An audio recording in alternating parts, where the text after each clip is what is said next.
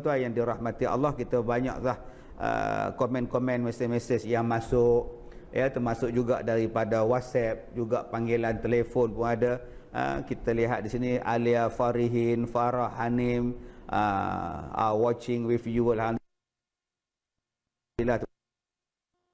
Fauziah Abdul Ghani, Fadli Maksyah, Lin, Dalis, Siti Nabila, Syed Hazlan juga sedang menonton kita.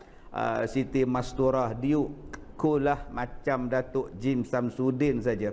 Kemudian alhamdulillah dapat tengok handsome baju belang, tajuk 6 Jahanam baju belang, ya, hati pun belang-belang juga ke.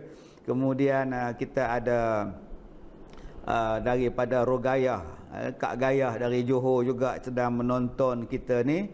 Dan terima kasih kepada semua sedang yang menonton, yang memberi komen, yang mengajukan soalan. Nur Hayati Saleh juga macam-macam ada belakang ustaz, macam mana nak beli macam mana nak beli.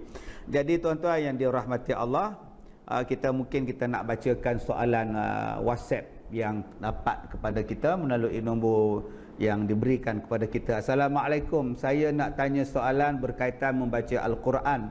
Soalan saya ialah saya tidak mahir baca Quran dan takut salah sebut. Adakah boleh saya membeli Al-Quran yang ada ayat Rumi di dalamnya untuk melancarkan bacaan saya, dan apakah hukumnya dan pahalanya sama seperti mereka yang fasih membaca Al-Quran? Ya, Nabi SAW sebut khairukum man ta'allamal Quran wa 'allamah. Yang paling baik di kalangan kamu ialah orang yang belajar Al-Quran dan mengajarkan Al-Quran. Jadi kalau tuan si penanya ni tak diberikan nama pula, soalan siapa, lelaki ke perempuan. Jadi kepada yang bertanya ini, pergilah belajar.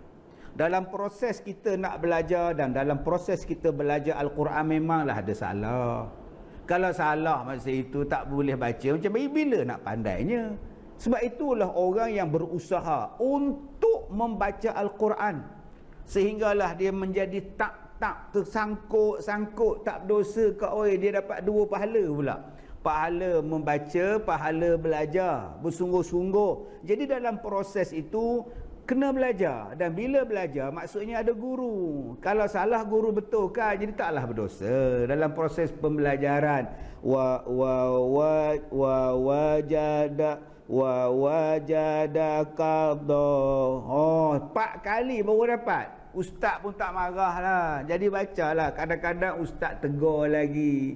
Ya, kita betulkan kesalahan kita itu dalam proses pembelajaran, tak menjadi salah. Yang keduanya, janganlah baca yang Jawi punya, minta maaf, janganlah baca yang Rumi punya, sebab dia tak sama.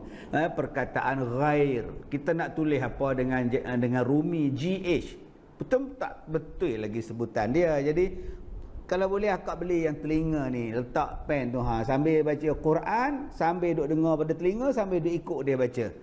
Pen Al-Quran sekarang ni letak je, dia boleh baca, daripada akak baca yang Rumi. Jadi yang bacaan Rumi tu saya tak apa syorkan lah untuk penanya ini membacanya.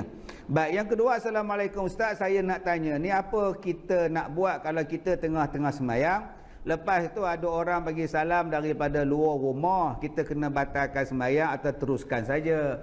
Ya, kalau bagi salam, Assalamualaikum, Subhanallah, okey, maknanya dia tahulah kita sembahyang. Kalau orang perempuan tu mungkin bertepuk tangan, bukan tepuk macam ni, ya, tepuk macam ni. Kalau dia dengar tak boleh buat apalah kan.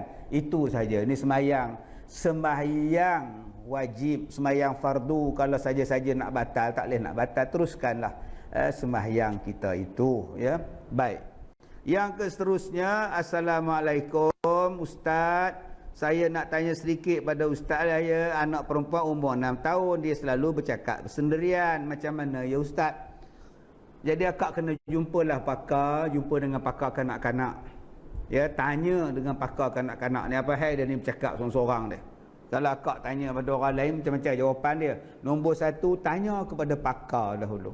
Ya, mungkin dia sedang berhalusinasi, kita tak tahu. Ya, kalau tanya pada orang lain macam-macam lah, saka lah, hantu lah, Annabella lah, semuanya ada. Uluh Annabella datangnya. Jadi jumpa dengan pakar tu. Apa cakap pakar? Ya, kita ikut rawatan dia. Yang keseterusnya, Ustaz, saya nak tanya macam mana cara kita nak tegur seseorang daripada kesalahan yang dia buat tanpa kita menyinggung perasaannya dan kita ada niat untuk mengajak dia kembali kepada Allah. Adakah berdosa sekiranya saya mengabaikan dan tidak menegur atas sebab takut terputus silaturahim? Tegurlah. Wasau bis sabr. Pesan memesan pada perkara yang hak, pesan memesan pada perkara yang membawa kepada kesabaran, disuruh. Cuma dengan gunakan perkataan hikmah.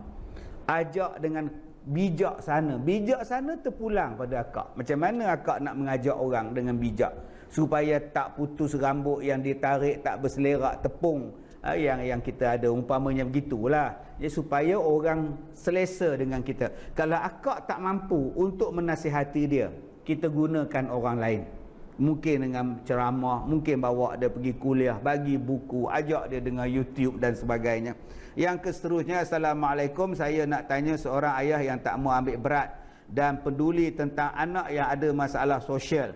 Memang dia bagi bulanan tapi dia tak mau macam ambil anak ajar dan tegur, malah dia suruh halau anak tersebut sedangkan ayahnya sihat dan seorang yang disanjung sebagai orang yang penting di masjid. Apakah tanggungjawab ayah walaupun dia dah berpisah? Mohon percerahan. Anak dengan bapa takkan putus tanggungjawab walaupun si bapa tadi dah bercerai dengan mak dia. Anak tetap anak. Mungkin dengan isteri boleh putus dengan sebab berlaku perceraian, tetapi dengan anak takkan putus hubungan. Jadi bapa wajib menasihat, wajib mengambil tindakan, wajib takut dengan sesuatu yang anak buat, yang Allah Ta'ala sebut di dalam surah Tur ayat 20 sampai ayat 26, yang dipanggil sebagai musyfiqun. Mesti ada perasaan takut pada seorang mak bapak terhadap anak-anak dia. Ya, perasaan takut diazab, takut tak berjumpa dengan mak bapak di hari kiamat di dalam syurga. Ya, takut kerana perbuatan itu akan dihumban dalam neraka. Jadi perkataan itu dipanggil sebagai musyfiqun. Jadi kena nasihat, ambil tindakan sebab kita adalah bapa. Ya, mudah-mudahan soalan-soalan yang setakat ni yang dihantar melalui WhatsApp akan saya terus jawab dan kita akan terus jawab daripada masa ke masa, insya-Allah tuan-tuan. Tuan-tuan yang dirahmati Allah, kita teruskan lagi tentang 6 perkara yang membinasakan tadi. Kita dah baca dah yang pertama, perkara yang membinasakan amalan kita. Yang pertama tadi ialah sibuk membuka aib orang, sibuk menyelongkar aib orang, sibuk ambil tahu hai orang yang bukan ada faedah untuk dia. Ya, sebab apa bercerai lah, anak macam inilah, hutang banyak, tak payah ambil tahulah benda aib orang. Ini kita ni buka aib orang, buat troll pula lagi. Ini agama kita tak bagi benda-benda tu macam tu kita buat. Yang kedua, kita bincangkan tadi tentang qaswatul qalb, iaitu orang yang keras hatinya, langsung tak nak dengar nasihat. Ni adik-adik, anak-anak ni, jaga-jaga ni, kadang mak nasihat lari masuk bilik, dihempasnya pintu, jatuh habis jam-jam dinding tu. Ya, tak boleh tegur langsung, tegur merajuk, asal merajuk tegur. Inilah penyakit kita ni, penyakit suka melawan. Ya, padahal setiap nasihat itu untuk kebaikan kita. Ya, anak-anak, setiap nasihat daripada mak bapak ni ialah untuk kebaikan. Mak ayah ni dah merasa hidup lama lebih pada kita. Mereka ada pengalaman lebih daripada kita. Mereka nasihat itu untuk kebaikan, bukannya untuk merosakkan merosakkan kita, menjadikan kita tak baik dan sebagainya.